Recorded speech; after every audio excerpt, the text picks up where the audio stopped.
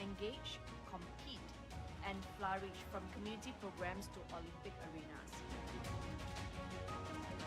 In today's rapidly evolving women are increasingly breaking barriers and shattering stereotypes. I'm sure most of us have seen firsthand the incredible impact that women can make when they step into decision-making roles, especially in industries like sports.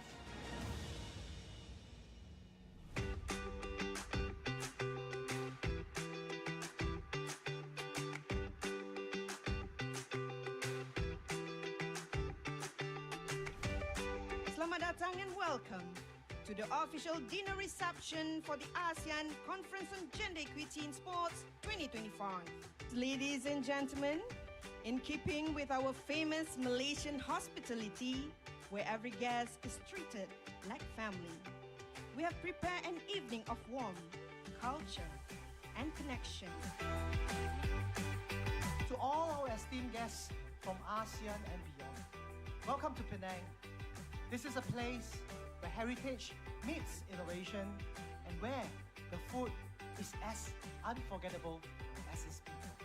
It is truly an honor for Penang to host this prestigious gathering of visionaries, change makers, and advocates who are committed to advancing gender equity and inclusive leadership in sports.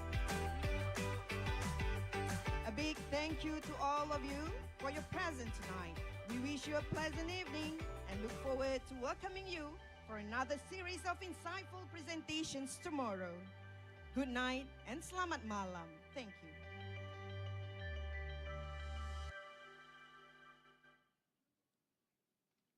Okay, that's the video recap for what's happening yesterday. And first and foremost, I hope you had a restful evening and yesterday, and it is truly wonderful to see all of you here this morning. We are excited to continue this important journey together as we hear from more inspiring speakers and engage in meaningful discussions on advancing gender equity in sports across our region. Before we proceed with our next agenda, and it is an honor of the rich tapestry of languages and cultures represented here, please allow me to extend a warm welcome in the various languages of our Asian nation. Selamat datang, Swamswaikum, Sabaidi, Mingalabar, Mabuhay, Yindi Tonrap, Bem-vindo, and of course, welcome. Your presence here today signifies our shared commitment to breaking barriers, building champions together.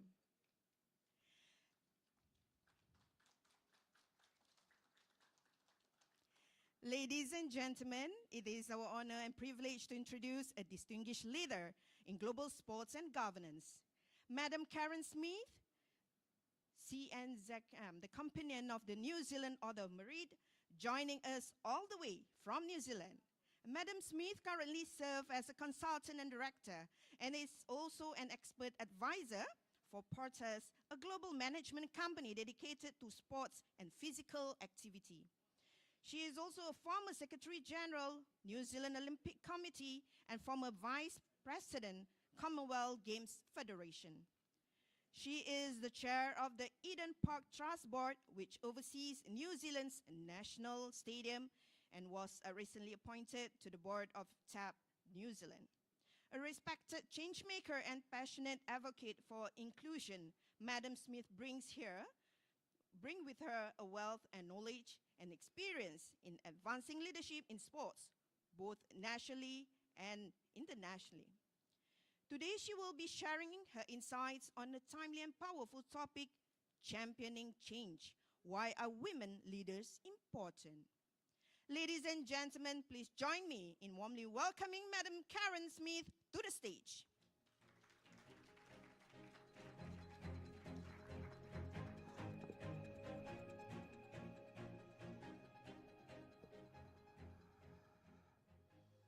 Kia ora koutou.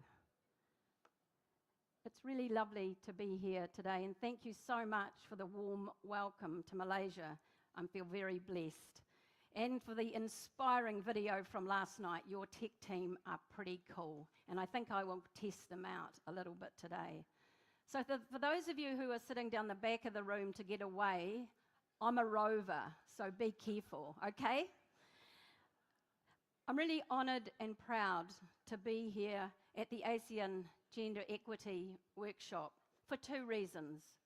Number one, because there's a special relationship between New Zealand and Southeast Asia, and I'm really honoured to be part of building those links, and with Jodie, who's going to talk this afternoon as well, and to work alongside dedicated people like yourselves who are totally committed to uplifting women and girls and changing the face of sport. The purpose of my session today is to work and build on the building blocks that you've started in Asean, and also the speech from Lisa yesterday, to strengthen the ties between us and to provide an opportunity for us all to meaningfully reflect and think. And finally, and really importantly, to inspire us all for positive change and action. We're going to have a mixture of you listening to me, some videos, case studies, and you talking to each other. Thank you, Asean, for the introduction today. When I looked at all of those things up there, I felt very old, but blessed. I grew up in a very small rural community in New Zealand, in the South Island. So if you look at a map of the world, it's the place that's practically falling off the bottom and heading towards Antarctica. So Penang is beautiful and warm for me. I lived on a family farm and was the youngest of 6 siblings. Yes, I was a mistake, but in the end they got used to me. Our life revolved around family, farm, sport, and service to the community. All I ever wanted to do when I grew up was to be a farmer and an All Black. For those of you who are not sure what that is, that's the famous New Zealand rugby team. Neither was possible at that time or in that era, but today, yes it is. It was from these beginnings that my drive, attitude, resilience, and skills grew as a person, and I was able to make my way on a pathway to the global stage in sporting leadership. Never did I know that that was possible. I didn't even know there was a road, and if there was a road, where it would lead. I just got different roles in sport and worked hard to champion change, just like all of us here in this room. But coming back to us, we're all from different walks of life, different places in the world, different countries in Asia, and we all have different roles. I've heard there are people in governance and policy and the institute, coaching, police, sports science, athletes, but we are united in our common purpose of working to achieve better outcomes for women and girls. Equality, humanity, and destiny are universal to all of us. So we are more alike than we are different. Yeah? Absolutely. So it doesn't matter that we come from different places. We can share and problem solve together, and that's what we want to do. So we're going to start now. For one little activity, I would like you to get up and go to meet somebody else from a different country, different walk of life, and just quickly introduce yourself. Hello, I'm bloody blah from New Zealand. I work in this. And the question I want you to talk about together is, what do you think younger generations expect of our leadership in the future? The question, what do you think younger generations expect of our leadership in the future? Got it? Okay. Nobody talking to anybody from their country. Okay, we're crossing borders. Let's go. Got to be fast. Let's go really quickly. Introduce yourself. What do we think people want of their leaders in the future?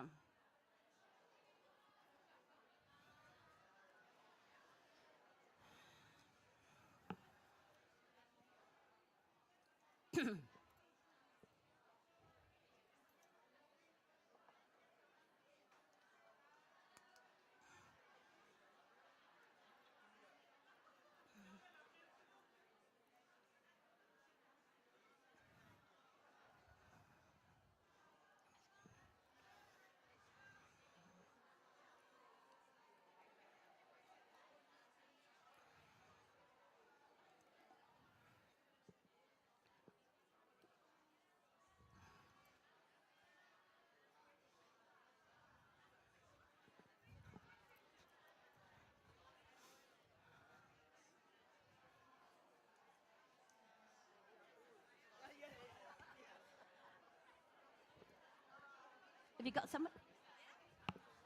You find somebody?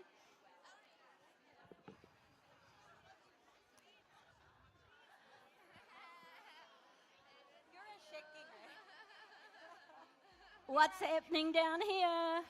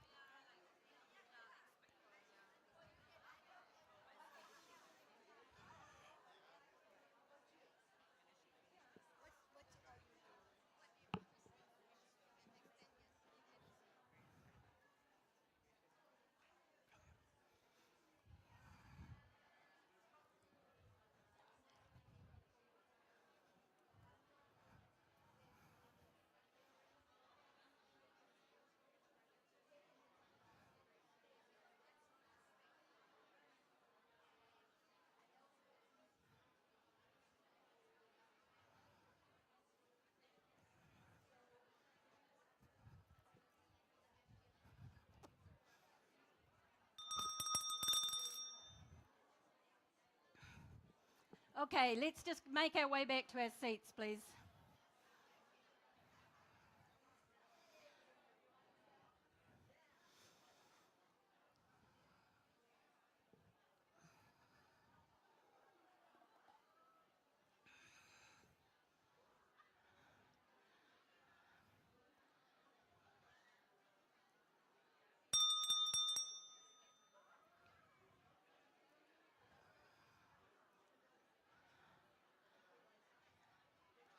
Okay, do we have a microphone, please? Woohoo! Can we just go back to our seats, please?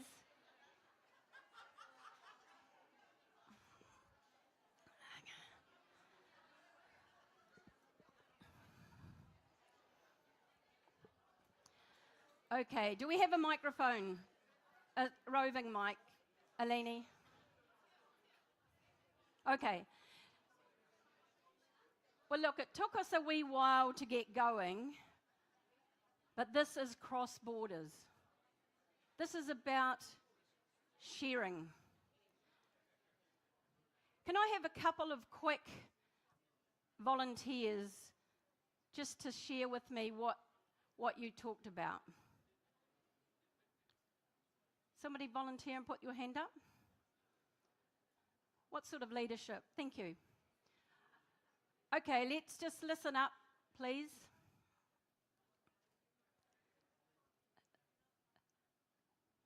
Thank you. Just want to introduce yourself and then mention. Hi, I'm Mariana. I work in a foundation in Malaysia. I am from Colombia, so I was the only Colombian, I think, in the room. Fantastic. So I had a talk with a Malaysian, and she mentioned that she's afraid of the social media impact on children today, and it's very hard to connect with them. But she feels that we need a lot of physical connection. We need to be more engaging and reaching out to them, not only digitally, I think. And I mentioned to her that I believe that we need a lot of mentoring to the younger generation. I feel they are very knowledgeable, but yet very insecure.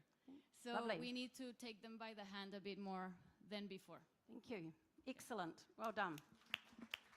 Another one, please.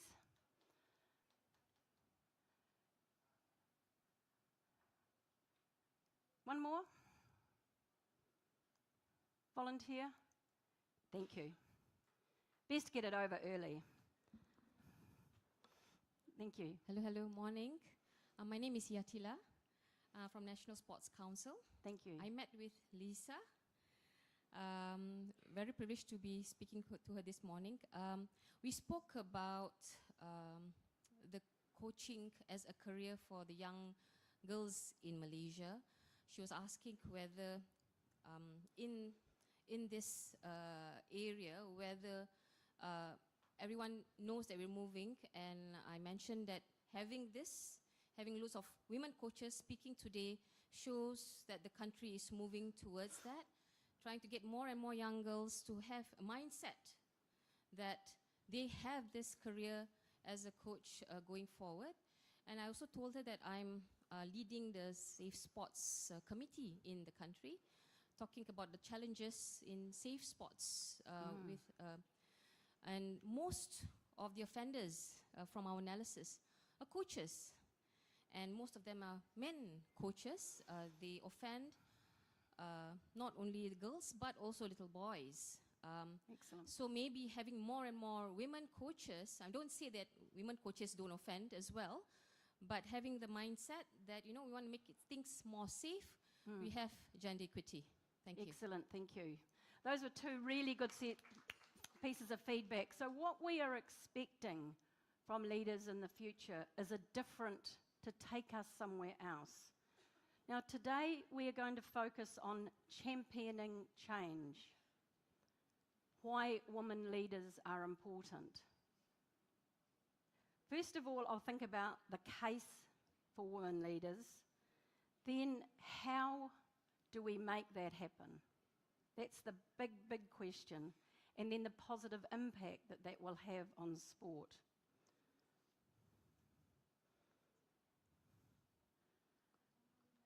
What if she wasn't there? What if that female role model standing in front of the lovely Pacifica children was not able to be there? What if the administrator who had fought for equal funding, prize money for girls, wasn't in the room? And what if the leader who reimagined inclusive sport, what if she wasn't there? Across Southeast Asia and indeed the world, women are shaping sport in visible and invisible ways, leading teams, building systems, mentoring future stars, and challenging the status quo. And yet far too often, they are missing from the very tables where decisions are made. This isn't just a gap in representation, it's a loss of talent, insight, and possibility. Gender equity in leadership is not a favour to women. It's a strategic, cultural, and performance imperative. Now, this is a really important slide. The case for women leaders. What is at risk if she is not there? Firstly, diversity in decision making. Research clearly shows that diverse teams make better decisions. When women are included in decision making, they bring different perspectives and experiences that can lead to more innovative and better solutions. Secondly, reflecting the population. There is a responsibility for organisations who make decisions to reflect their population. Women make up somewhere around half of the population. So it's essential that their voice is heard and that their decisions and experiences can impact the organisation. We know as well that diversity in leadership can lead to more trust and legitimacy in the organisation and how it's viewed. Thirdly, it's about performance and profitability. Numerous studies have shown that organisations with more women in leadership roles perform better financially and they show higher profitability and value creation. This is leading to enhanced performance. Talent utilisation. Obviously, if we are not using 50% of the population, and we are talking about the fact we have shortage of volunteers and leaders, we are therefore missing out. It is an obvious fact that there is enormous possibilities within that 50% and the range of skills and capabilities available. Equity and fairness. Historical and structural inequalities have limited women's access to decision-making roles. Proactively increasing women at the top table helps correct those injustices and unfairness. And finally, and very importantly, there are many regulations, there is much compliance, and now there is many more requirements around gender diversity. Gradually, we are seeing some sanctions coming in where this is not achieved. But let's not think about that. Let's really think about how we promote the positive aspect. And I have to say that from commercial investment, the sort of thing that Lisa was talking about yesterday, organisations that appeal to the whole population are far more attractive for investment than those who don't. So, this is not just about fairness. It's about what sport misses out without her, and that is performance.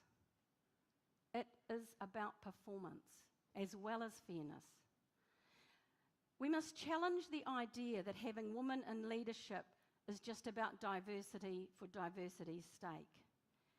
Data from numerous studies show that boards, leadership teams and organisations with gender balance perform better. So let me just explain. Driving better decisions and diverse perspectives. It strengthens team culture, well-being and psychological safety. Now I'm going to come back to this because this is a really important point. The very point that was being made before.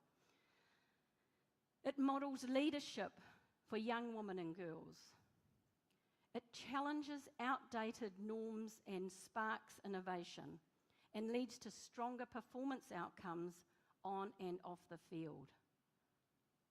That is why we want and need more women in leadership. It's about performance, it's about safety, it's about enhancement, it's about challenging norms, and it's about innovation. That's what we are all aiming to do. I've seen the direct benefit of this in so many organisations and the impact that more women, not only in leadership at the top table, but throughout the sport, is transformational. One example, and in fact it's building a little bit on Lisa's talk from yesterday, and that is, and I'm going to use different examples, but this is World Rugby. Now in 2015-ish, World Rugby had the awareness that their future potential, their growth, was about the women's game. And this coincided with Rugby Sevens coming into the Olympics, so there's a much greater expectation around universality and participation by women and girls. Amongst many initiatives they took, one was to employ a leader, a woman by the name of Katie Sadlier, who is now working in Commonwealth sport as the CEO. And her remit was to do the very things we talked about yesterday, driving a strategy, thinking about global reach, thinking about developing women's leadership, women's coaching, and a wonderful campaign to market the sport. And it talked about women's rugby being unstoppable. Now, alongside this, they had a problem, because the top table at World Rugby had always been and continued to be 90% male. So this is a problem when you have the ambition to change, you have the strategy, you have the ideas, you have the marketing, but you cannot make that move. Now, interestingly, they thought, well, if we try and get our member nations to vote for more women to come on the council, international top table, they probably won't, because that was going to displace men. And that wasn't necessarily the idea either. And in doing their research around how they could make this happen, they found a loophole in the Constitution that enabled each member country to be required to bring a woman as part of their delegation to council. So they could bring 3, usually brought 2, so let's go back to bring 3, and at least 1 has to be a woman. Now, over time, more women become involved, and they added them to the council. They didn't take away men, they added women. Now, that change, and the story goes on. And the story now is that addition of women has made decision-making faster. It has accelerated the women's game. I know in many of your countries you play rugby, and you will have seen the growth and development. Yes, still a way to go, but it was an innovative solution because there was a vision and there was a will to make it happen. So let's think about that one. The second example I want to use, and it's something, a little bit of a personal story, but this is not so much about the organisation as the steps. So one of the jobs that I had a privilege to be involved with was as Chief Executive of the New Zealand Olympic Committee. We call it the NZOC. So when I see a video, you'll see that mentioned. I applied for the job at the New Zealand Olympic Committee in about 2010. When I was doing my research for the position, it became clear to me that most of New Zealand's Olympic history was male. The stories, the images, the gold medals. And therefore, at that time, and with the president of the time who was a male, we made the decision that for us as a small country at the bottom of the world to achieve our potential as an organisation and as a country, we needed to make deliberate steps in terms of gender equity. Starting at the board and all the committees we appointed, no more than 40% either gender. So a minimum of 40% either male or female. Now, interestingly, in 2025, it's almost the other way around, where there is a male president, a female president, female chair, female CEO. So the pathway that we started on was to create a new story, a new chapter in the New Zealand Olympic history, which was going to be about women as well. Now, what I'd like to do is to show you a little video. because this story culminated in us winning the 2015 IOC Women in Sport Awards, and that was the overall global award, and we were the first Olympic committee to do so. So I'll show you a little video and we can just reflect, not so much about the organisation, but the stories. So can we have the first video, please?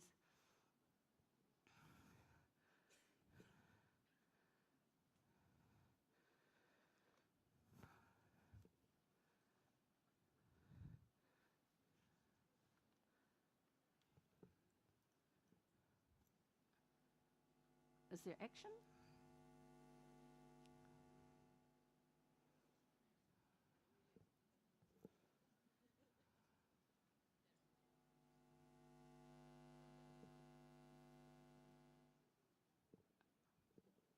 Okay, we might need to turn it up. Organisation that we can be, and to do so we need the best input at Louder, board please. level. So to have men and women at the table thinking actively about the issues that confront the NZOC and to make progressive, forward-thinking decisions, we need the best brains around it, and we need both the input of men and women in that. So it really comes down to a fundamental of performance. We want to get the best out of our organisation. All organisations in sport need gender balance, because having different brains around the room, different perspectives around the room, different energies around the room, different experiences around the room really help mould that board to have that diversity. And so when they make decisions, they can see every single decision through different eyes to really get a grounded, realistic opinion on the way forward. Well, I'm firmly of the view that gender balance can bring better performance for our organisation. The hurdles facing women across the Olympic movement are really varied. Each country is different, and it might be childcare, education, all sorts of things, work opportunities, and each country absolutely is different. But what is the same is that role modelling can help create pathways for more girls coming through. And the other constant, of course, is the ability of sport to be a great leveller, and through sport, strength, risk-taking, determination, all these qualities that you need to be successful can be displayed and learned. It's really important to have great female role models, because young girls growing up, they learn from watching those role models subconsciously and see, well, if there's a girl out there doing it, that means that when I grow up, I can go out and do that. So a lot of the barriers have been broken down over the years. It's a slow progress, but in New Zealand, we're one of the first countries that actually break down a lot of those barriers. In addition to policies, we're also looking at all sorts of programs to support female athletes and females in general, whether it's our governance programs or alternatively looking at helping female athletes transition from the field of play into leadership positions.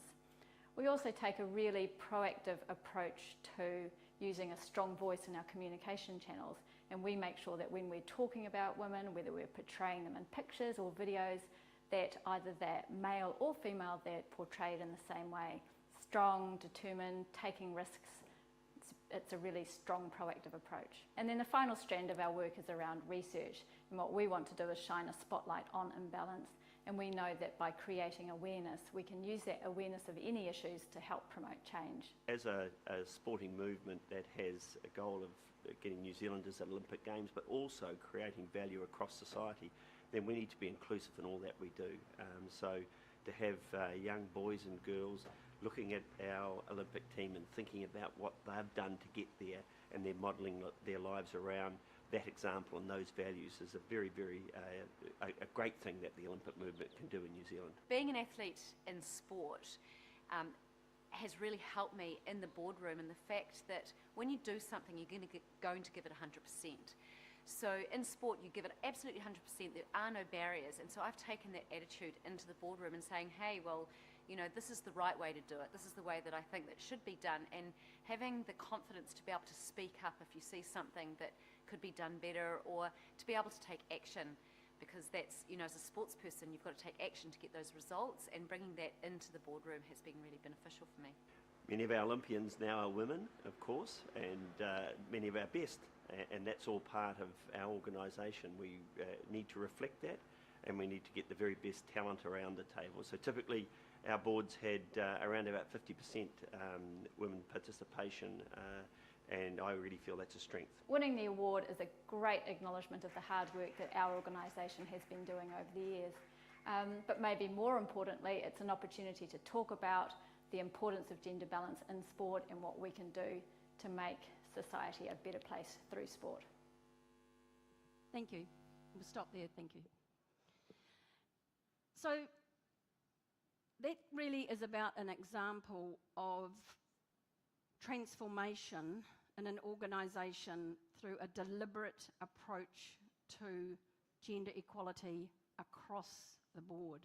So on the one hand, we're talking about leadership of people.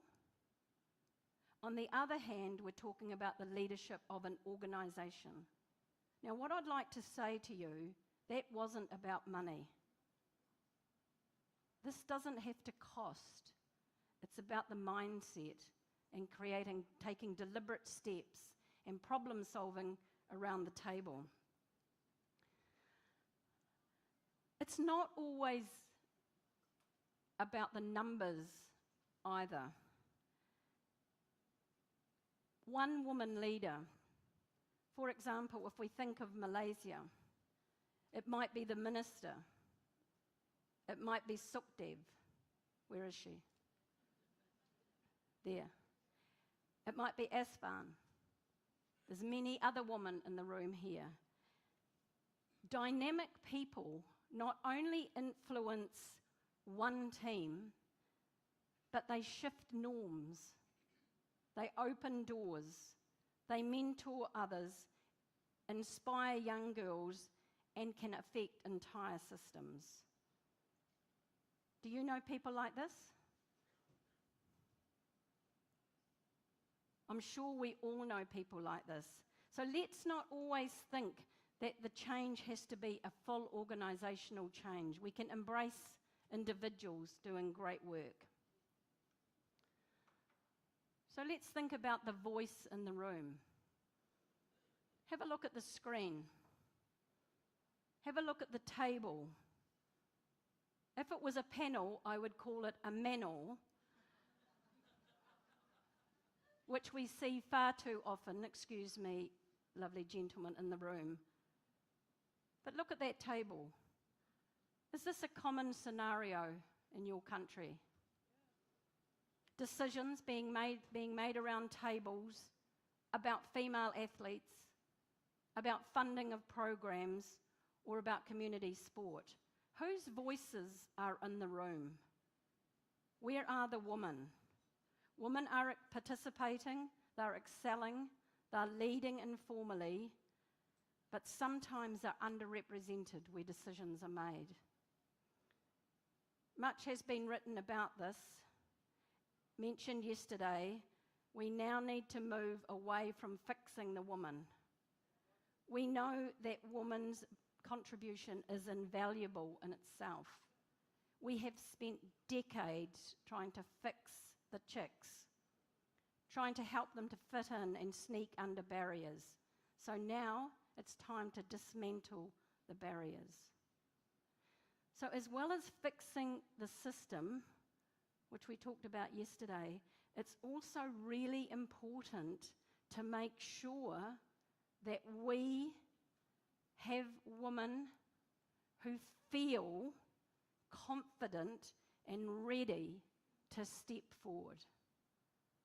So the women who feel confident and ready to step forward. So I'm going to show you one more video, and it's an example of a program which has been transported around the world. The concept of a female leadership program, which started in the UK as in a form called WISLA, which is Women in Sport Leadership Academy. I think people in this room have been. Who's been to WISLA? Is Aya here? Has Aya been to WISLA? Yeah, Aya's been to WISLA. So that program, which had a very strong ethos and principles around developing skills, confidence and competence for female leaders, in New Zealand, we stole that. And we brought it into New Zealand with permission and started to work with our retired female Olympians and Commonwealth athletes, thinking that we needed to create a leadership legacy for women. There was a leadership legacy for men, 100-something years of it. There wasn't a leadership legacy for women. So where we thought we needed to start was with the easy wins, because often female athletes already are equipped. They've already put their head above the parapet. So for them to make this transition was not too difficult. So I just want to show you this. This was their first program. They're now on to the fourth program of this. But I'll start at the first one because it talks about the why this occurred.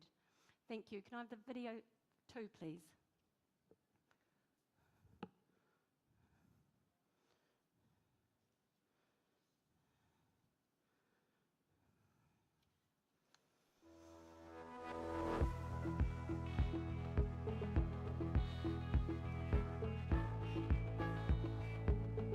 It was just seemed the logical thing to embrace and empower those women as leaders of the future, and to convert that sort of accumulated experience and knowledge on the international scene into a coaching or leadership pathways. So that the vision is to create more women leaders for our communities, for our country, and for world sport.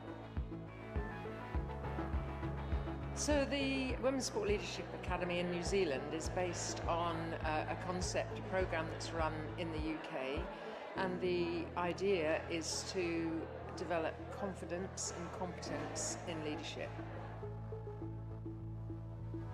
These are all women Olympians, so we're not just dealing with any women, we're dealing with women who have prepared for and performed at the highest levels of sporting competition, and who are continuing their commitment to an investment in sport and in terms of leadership. We want them to go away with a real sense of what they can contribute to women in sport. So a sense of mission and purpose, and a plan around that. That's the best thing that I've got from it is some of the key leadership behaviours and how to sort of grow your strengths and also pick up your sort of areas which you might not be so strong at. So yeah, I've got a renewed sense of passion as well, I think. The thing that I have gained most from it is a huge amount of confidence. Being surrounded by 17 other like-minded women in a really supportive, encouraging and right environment has been just a tremendous confidence booster. And so I'm on the chair of the NZOC Olympians Commission and on the WOA Executive Board, and recently on the IOC Entourage Commission. So all of those are opportunities to start to use those skills that we've started to learn and just make things better for athletes.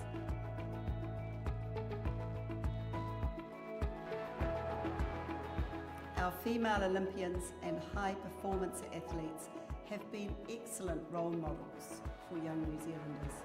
And as you take on new leadership roles, you will continue to inspire girls and women not only to participate, but to press for equity in the world of sport. Oh, it's a tremendous program, and NZOC should be really proud of the fact that they've run this program. It's clear from talking to the athletes that they've really enjoyed it. It's challenged them. It wasn't an easy program, but it's given them some real insights into where to take their passion for sport next, and both in their professional life and their personal lives.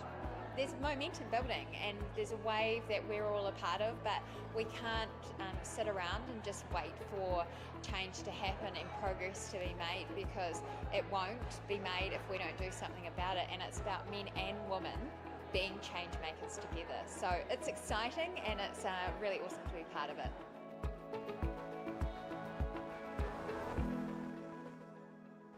So the concepts of that program have now been translated into the Pacific through the Oceania National Olympic Committee, into Pacifica settings specifically, and into many other settings around the world. So if you want to think about in your country or in Asean women's leadership programs, you don't have to start from scratch.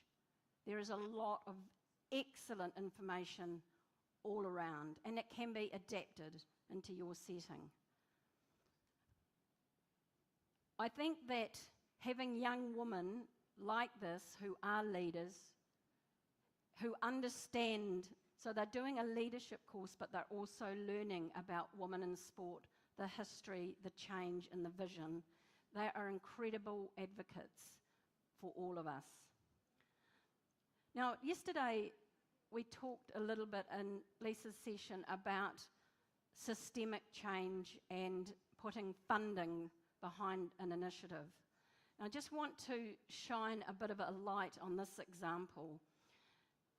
In 2018, in New Zealand, the government agency for sport, called Sport New Zealand, developed a policy and strategy around women and girls in sport. It looked into the areas of leadership and coaching, participation, value, and visibility. I think those are the topics that are quite universal. In 2018, the policy was identified whereby boards needed to work towards, and this is the boards of the national sports organisation or the regional ones that were funded, where they needed to have a minimum of 40% female gender on the board. Now that was introduced as a policy. In 2020, it was then introduced that funding was dependent on achieving that target. Now look at the acceleration. So in 2020, there was 57% of the organisations that received funding were compliant. In 2023, there were 99%. So that meant that the funding of these organisations was dependent on achieving the 40% target. Interestingly, our highest profile sport did not achieve the target, the New Zealand Rugby Union, and they lost their money. Now that sent such a statement. So yesterday we were talking about how do you find extra money to make this happen. My challenge is you don't need extra money, you just need to be brave. You need to believe and be brave. Now, it's a challenging target, but what also happened alongside this was assistance to develop women and girls, to introduce the concept maybe of interns onto boards, female interns, whatever it took. Okay, so that's now the expectation. So I just want us to think about what levers and tools we have that we can use for change. So just to stop listening to me for a moment and think about yourself. You, the leader, you, the person sitting in this room with influence in your system. Who do you mentor? Or who could you mentor? Who sits at my leadership table?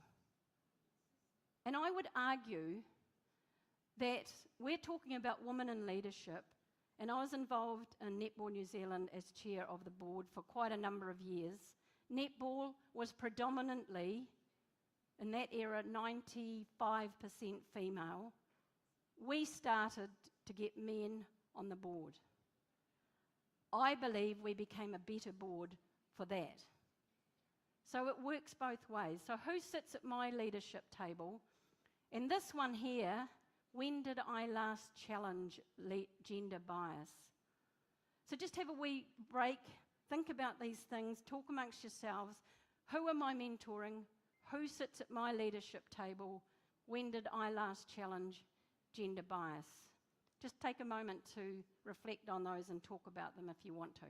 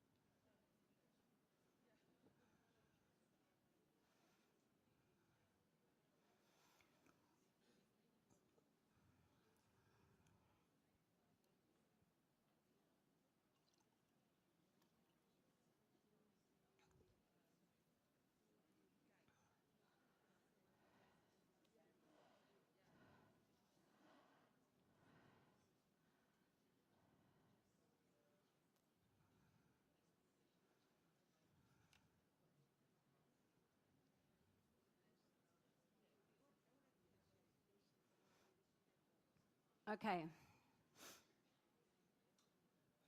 We won't do feedback on that, but what I would like you to think about when you go away from today is just those things, just as a little prompt about the power of you, the leader. Because you are a leader. You're here because you are a leader.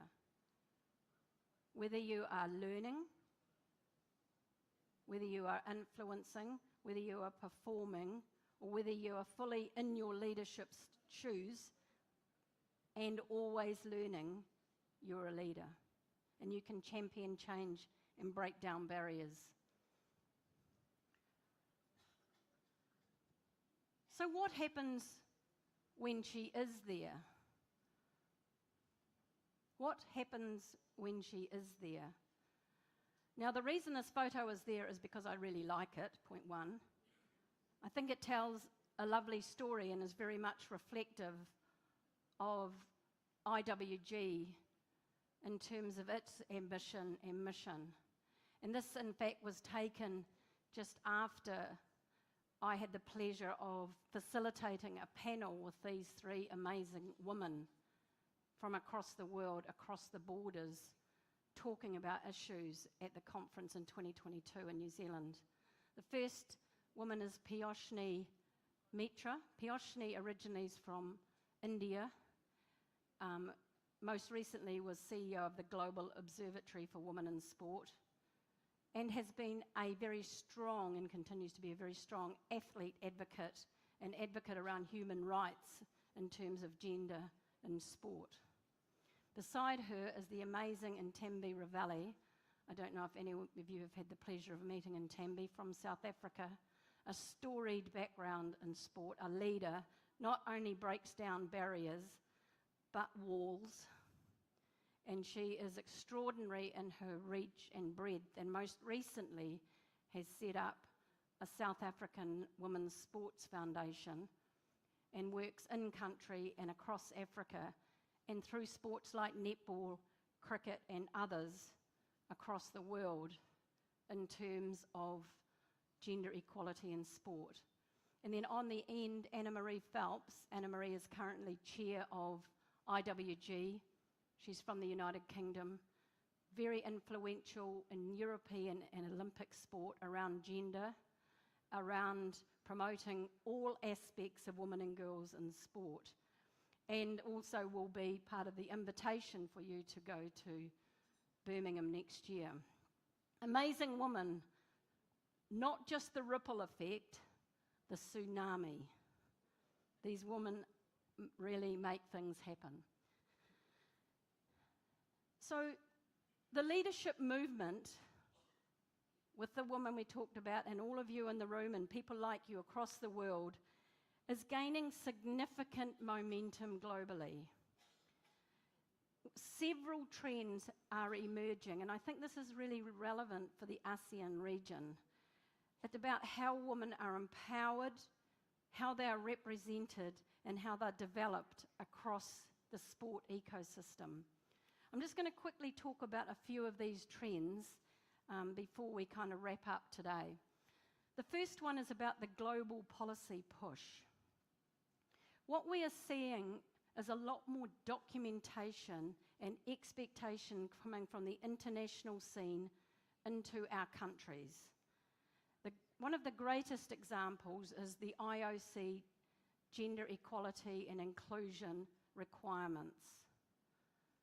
It is an international framework setting out expectations for all national Olympic committees, and I'll come back to that in a moment. We're also seeing, like through FIFA, through World Athletics and others, real leadership in terms of, one, what their top table looks like, but secondly, the expectation of what the country's top tables look like. So we're seeing a lot more of that global impact into our countries, as well as national and government expectations. So leadership diversity is no longer optional, it's a condition for legitimacy and funding. So there are growing expectations and trends. The second one is around data data-driven accountability. Now, yesterday we talked about that, the importance of data. Again, coming back to the Olympic movement, and the reason I'm mentioning this because I think it's very powerful for all of your countries sitting here in terms of funding opportunities. Because after each Olympic Games, every country, and those of you involved in your national Olympic committees will know that, after every Olympic Games, every country gets a gender equality report card. Now, it talks about what is the balance at the top table of the National Olympic Committee? What does that look like? It asks, what does your General Assembly look like in terms of participation? It then goes through what's your athlete delegation look like? And then all of the officials. Chef de mission, coaches, all of those officials, what does that look like? And you get a report card. There is expectation now that you will be achieving at least 30% balance, moving to 40%. Now, if you are under that in your country, there is funding through the IOC Olympic Solidarity to uplift your numbers. So you target it around this and develop initiatives that will get you to the other place, up the line. So this is an example whereby, at the moment, if you are lower on the scale, you will have a higher chance of getting funding to support these initiatives. And it doesn't have to be necessarily country by country. It can be in the region. So in the Oceania region, we do a lot of this work together. So please, I'm happy to share with you some information about that. The next one is about a broader leadership focus, leadership beyond the boardroom, expansion of leadership pathways beyond governance into, obviously, coaching we're talking about today, but technical roles, officiating, high-performance leadership and media. Recognition that influences come from many, many spheres. We need women making decisions on the field, in the media, in the locker room, and in the boardroom. All of these are leadership opportunities for women. It doesn't have to be governance or the top table. We're seeing a rise of collective and regional initiatives, much like this. Now, don't waste this opportunity. It's really important you come to these meetings and you think and you develop strategies and you act. There's a lot of regional cross-border initiatives going on across the world. There's a real focus on, I guess, a wider sense of inclusion and intersectionality. We are seeing a lot more programs specifically targeted for Pacifica women and girls, Māori women and girls, Muslim women and girls, that are bringing people into a safe place, developing skills, confidence, and then progressing into broader settings. Now, the next point is something I've experienced and I'm interested in your views. What I'm seeing now is that there is a lot more focus on the benefits of females being involved and leading and creating enduring cultural change. So we're not just talking about quotas and about getting to the table. Particularly, I see this in high-performance sport. And a lot of the work I do is when maybe it doesn't go quite so well, and there are some issues, and female athletes don't feel necessarily they are getting what they need. So by having more women in and around high-performance sport in various roles, we're finding we're getting better research, we're finding we're getting better care medically, specifically for women and girls, and we're solving problems that relate to women and girls. And it's psychologically more safe, so women can raise their issues.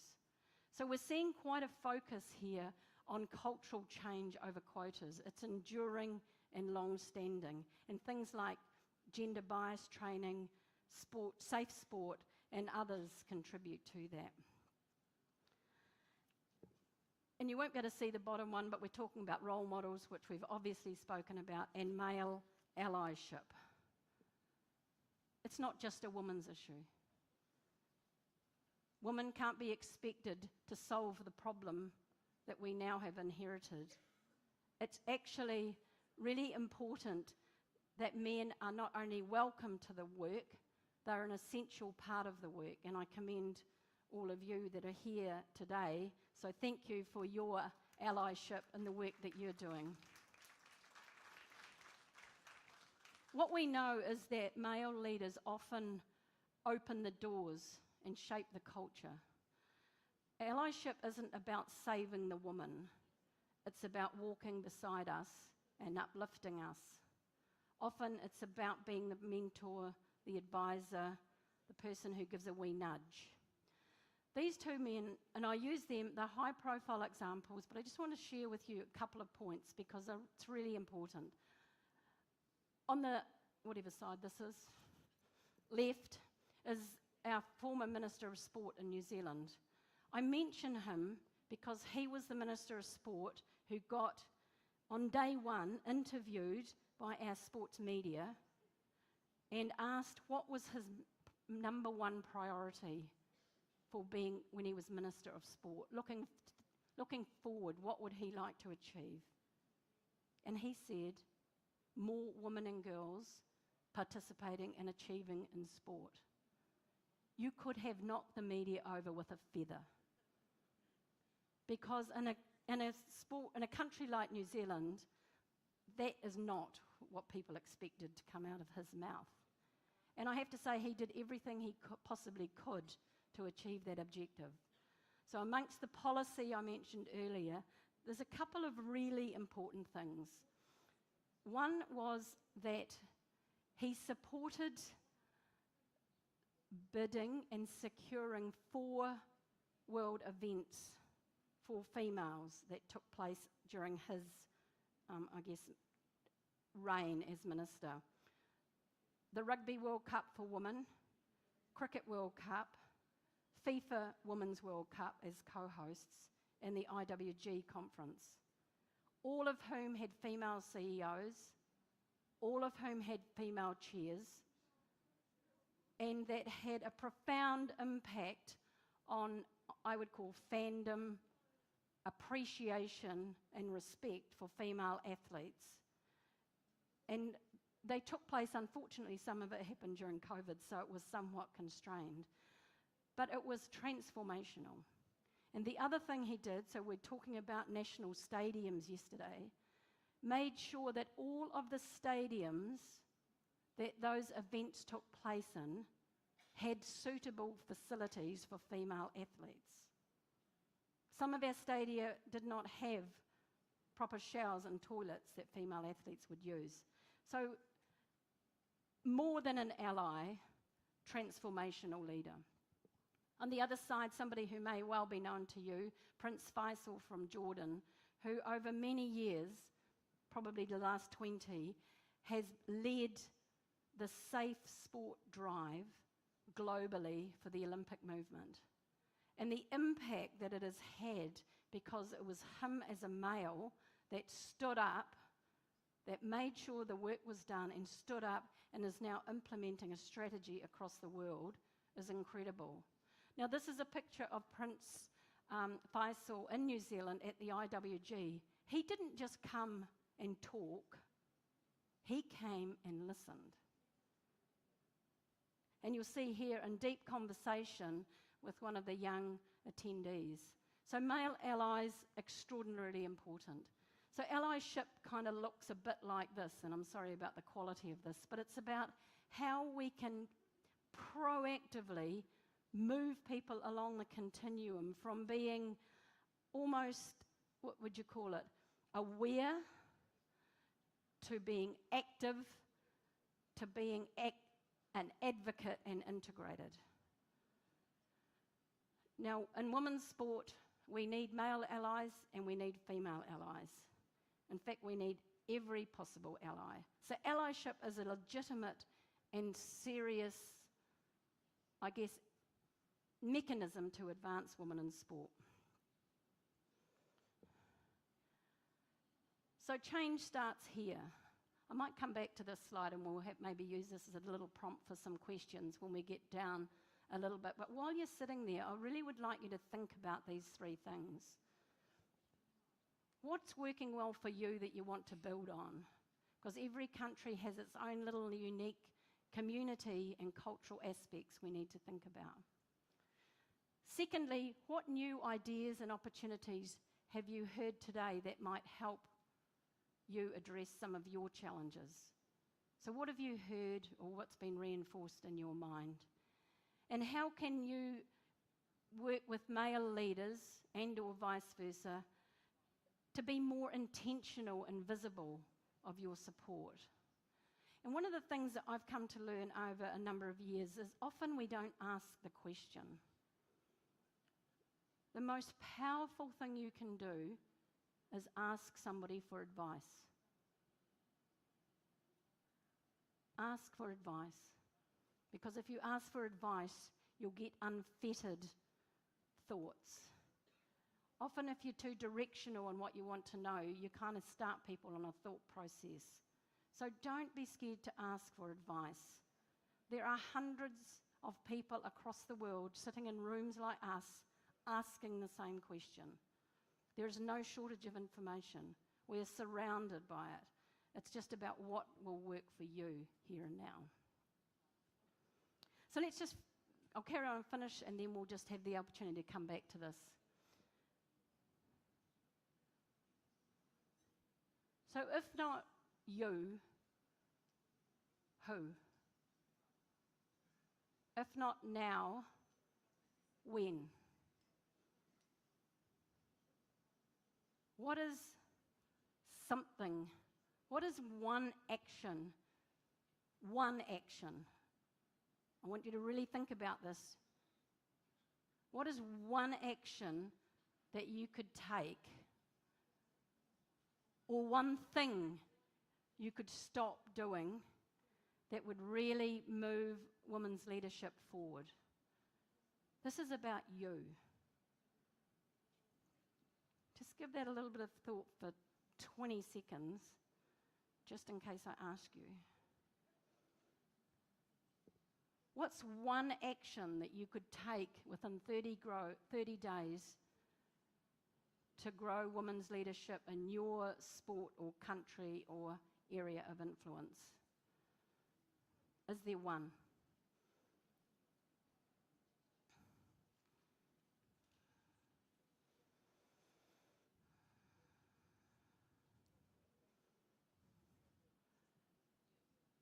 We'll come back to that in one tick. So my challenge to you is to be the person who made sure she was there. Be the person to make sure she was there. Because she's there, sport is stronger. So before I wrap up, and we then do a little bit of Q&A, what I want to do is to wish you all every success in your role as champions and as breaking down barriers, so that you, your country, and the Asean region can be stronger and achieve your potential. And I'll leave you with this quote. Sport is an unrivaled asset to help end all forms of gender discrimination and violence against women and girls, and to ensure women's full and equal participation in leadership. There can be no higher goal, no greater win for us all. Thank you.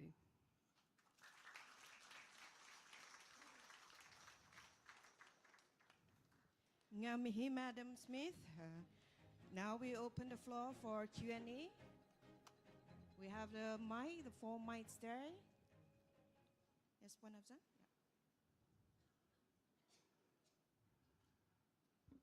Hi, my name is Afzan. All right. I have a simple question that I hope that you can advise me, advise Malaysian and the rest of the ASEAN country. There is, when we're talking about women involvement in sports coaching, when we are having kind of a good workshop, good program and so on, they are eager to run the program during the session. But when we want to follow up with them, the spirit is actually totally gone. So how do you go about it? How you going to advise me to overcome from problem into solution in this case study issue? Thanks. So Asfan, thank you. Just so I'm understanding, so you mean when the people come together, they're very motivated, and then when they go away, they're really not? Eager to run the project right after minutes after the session. But when we follow up the program within saying that 30 days on your agile active plan, they were gone. Yeah. So how do we go about it? Well, I think that my colleague from New Zealand, Jodie, is really good at answering this question. We spoke about this last night, and it's one of the things that when you run programs, I think it's really important that people understand it's not one and done, right? Because that is actually wasting our time and energy. It's about, this is step one, and if you want to come on step one, you also need to be prepared to do step 2 and step 3, right? Now, if people think step 1 is the end in itself, they are less motivated and less committed to the whole program. And we were talking last night, in fact, about this very issue, weren't we, Jodie, about a program that was run for women coaches in a regional part of New Zealand. And it started with a big bang, 70 female coaches coming, and then the next time less, and then the next time less, and then like virtually none. So part of the issue was you want people to sign up for it all. Otherwise, we are using resources, valuable resources, over and over. And people then get quite deflated. And that's part of, you want to keep the energy high. That's one thing. The other thing I think is so important is I am a huge believer in mentoring and peer support. I'm sure that'll be talked about today in your sessions. But the reason I believe in that is it keeps people accountable. So if I go to a program and I'm working with somebody, then we're buddies, and we're going to go through the program together, and we're going to share our information and knowledge, good or bad. And part of our coming together each time is to debrief that, formally debrief it, and give feedback. So Asfan, I'm not sure if that's helpful. Okay, thank you. Okay, we got Another one question. question? Yes. Hi, my name is Michelle. It's not so much a question, but I think I just wanted to share from the question. I think often it's true that we go back from all these conferences and workshops, and then people get really excited, and then we all wait for something big to happen or something big to follow up, and then it doesn't happen, and then everyone gets deflated. But I think as individuals, we should also not forget the power of us as individuals. I think even if we are able to influence one person who sits next to us, I think that's powerful. So if every single one of us, so not everyone here can have a big program that is nationwide or statewide, but I think within our own capacity, within our own offices, we can have an influence. And I think if we hold on to the belief that we don't wait for the others, but we do the little that we can, but the little may impact the one other person who may go on to do big things or influence their kids. So yeah, I think not just big things, but even little things can have its impact. Thank you. Thank you, Michelle. I totally agree. And I think it comes back to this talking about the ripple effect. Because sometimes changing the system is just not within our capacity. It's not achievable. But it doesn't mean we can't do good work. So, as you were saying, Michelle, you can still have an influence on your organisation, your club, your family. We heard about that yesterday. So that in itself is legitimate, point one. The other thing that's important when we come together like this is the inspiration and motivation we get as leaders. Okay? Do you feel kind of inspired because you've been here? Put your hand up if you do. Oh my God, the rest of you are going to have to go home. Let's try that again. Put your hand up if you feel a little bit inspired, motivated. And you can put 2 hands up. Excellent. Thank you. Don't forget about that. It's a legitimate thing. Thank you.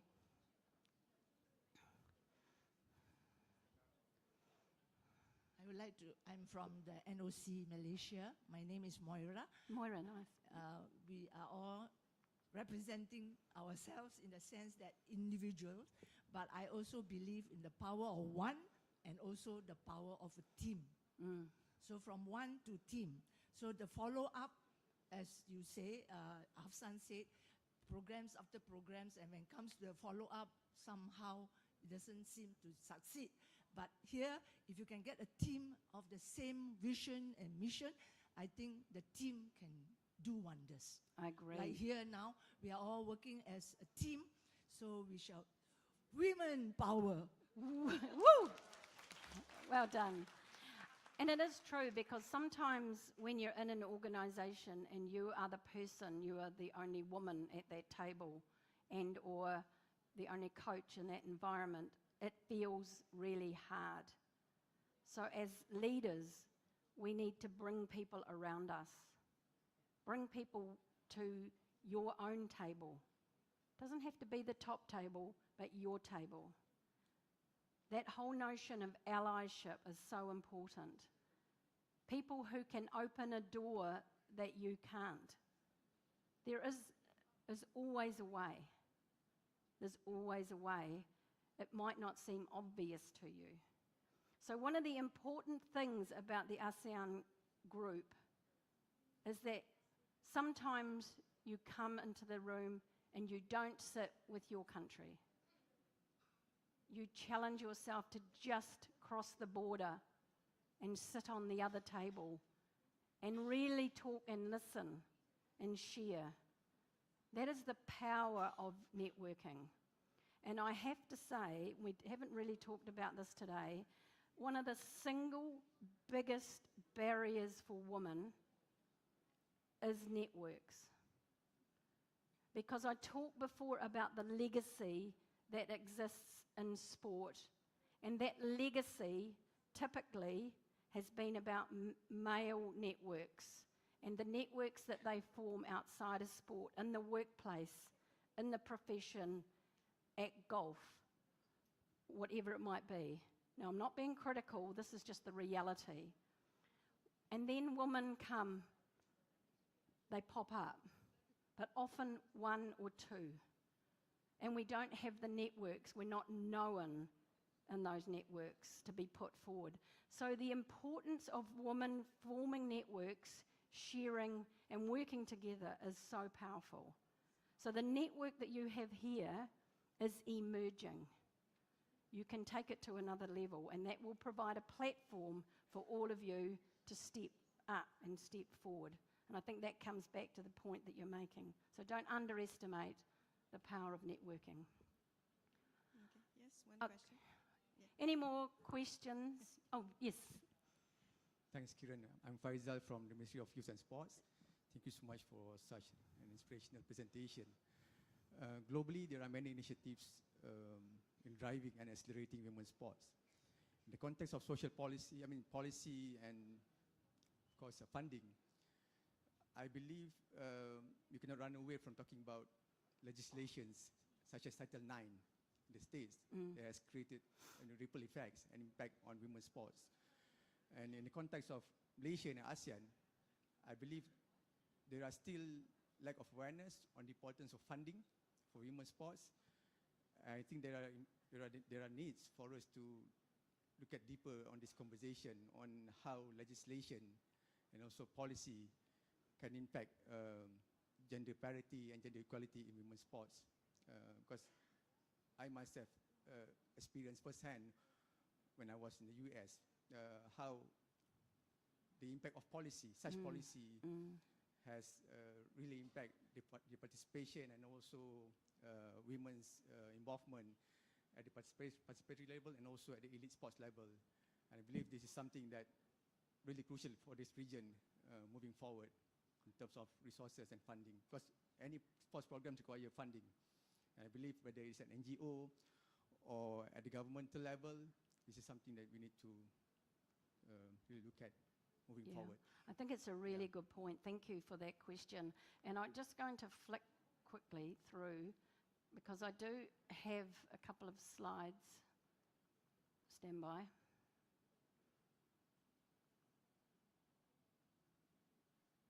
A couple of slides, and I think that's a really important point. The power of changing constitutions and or requirements is quite profound.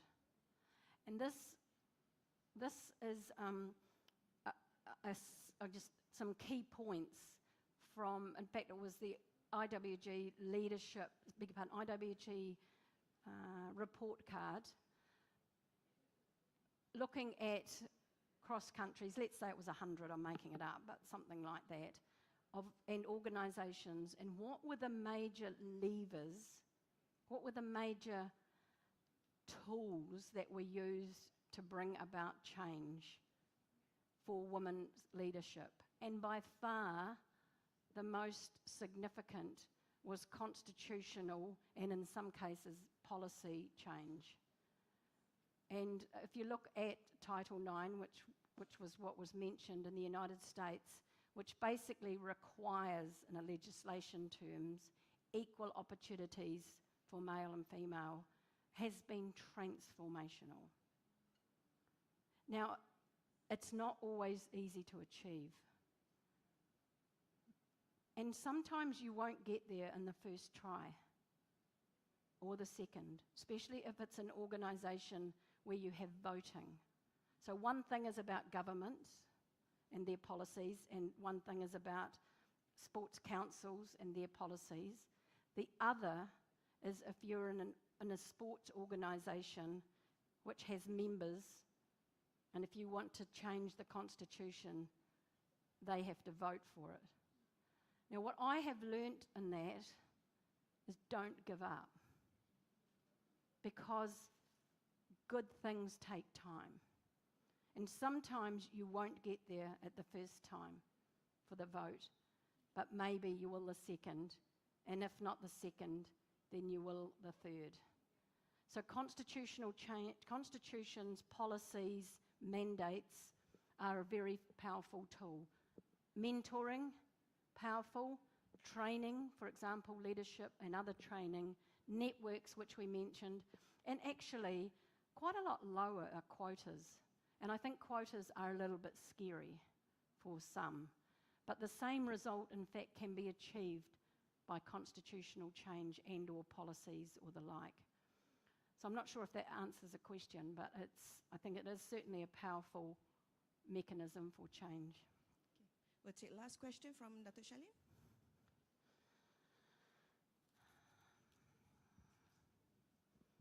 Hi, Karen and everyone. My name is Shalin. I'm from the National Sports Council. Okay, you talked a lot about mentoring and how it's important. I was just wondering, who was your mentor and why? How long did it take for you to reach where you are now? And what percentage do you feel you've reached? Thank you. I think I might have tipped over the edge. So mentors, I've always had, interestingly, I've had mentors since I was young, but I didn't know they were mentors. They were just people that I looked up to and gave me advice. And I think in the first instance, it was very much around family. And then when I was in secondary school, it was my physical education teacher that I thought was the coolest woman around, and I wanted to be like her, so I became a physical education teacher. After 2 years, nah. But it was very much about identifying with that person, their influence. Then as I progressed, a number of different mentors. One particular woman who those of you who might be involved in netball will know, and that's Dame Lois Muir, who is New Zealand's, I'd say, probably most successful coach and an iconic woman. She is now 90. Her philosophy and simplicity and clarity about sport, about progress, about leadership, I have always found so refreshing, because sometimes it feels very complicated and she could make it very simple. And alongside that, a number of male mentors or advisors that I have found very useful. And I guess as I reflect, they were allies, but I didn't know. So they helped open doors and, give me advice. The last part of your question, I think about a leadership journey. For me, I feel it's always evolving. You always learn. There's no end. We keep growing, developing, and I'm just blessed and really grateful to have had the opportunity to come here and to learn from all the fabulous people in this room. So the journey continues. Thank you. Right. Okay, one question. Last question, Panazura. So you have to take just 2 minutes, Karen. Just to share what I'm doing. I'm from the National Youth and Sports Department. So under me, I have 15 directors who are leading 15 states. Wow. And majority are men, and only 3 of us are women. Okay, and I lead the whole team. Yeah, of course, I thank to my Secretary General. He has been supporting the women leadership in the ministry. Thank you, Dato'. But we have been talking about a lot of, the ideas of women leadership at the most top level, and talking about high performance. But not forgetting that we are also, at my level, we are dealing with developing leaders, especially women leaders, at the grassroots level. From the population of 34 million people in Malaysia, I have to ensure that we will be heading towards a nation, sporting nation by 2030. And that's a KPI put on us. So now, we do need more leaders, especially, and majority of them are men. And women leadership are still lacking, especially when you talk about grassroots leadership and up to the highest level. So when you said, what do you want to do within the 30 days of, after this event? So I think I need to come up with a plan. I need to come up with a plan. And of course, there is an existing strategic plan for women development in sports, I think led by the NSC. And definitely, at my part, we will start to think on how to develop all this capacity at the grassroots level, and to ensure that sports for all are also included, because everything has to come from bottom up. And those who are, committed, we really need this kind of leaders, especially from the young leaders, especially the women, and to ensure that once they grow, and this is where they will also be absorbed into the system where the high performance is. That's what one of my attention. Thank you. Well, all the best with that. What I would say, just very briefly, is that young women leaders, it's a huge and worthwhile investment, because younger generation have a different expectation. And I think the sooner, the faster, the more young female and male leaders we can have in sport to help shape the relevance and the environment of that, all the better. So I wish you well. And for the plan. I think it's a good idea. All the best with that. All right. Thank you, Madam Smith. Kindly remain on stage. Ladies and gentlemen, before we proceed to the next agenda, I would like to introduce our VIP, Yang Bahagia Datuk Nicole and David.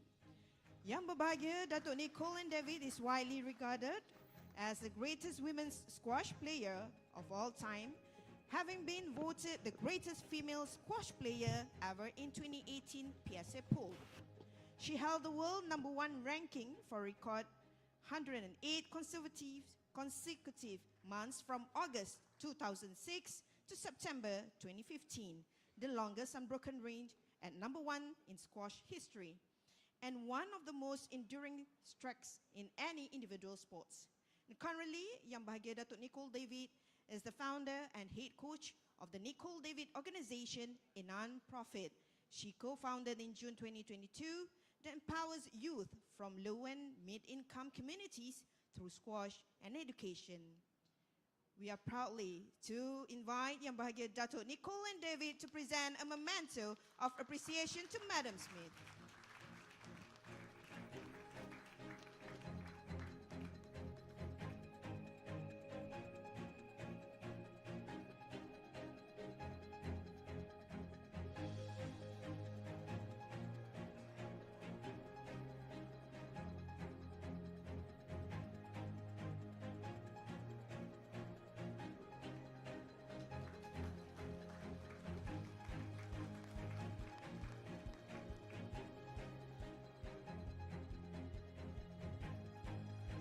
Thank you, Yang Bahagia Datuk Nicole David and Madam Smith. You may now take your seat.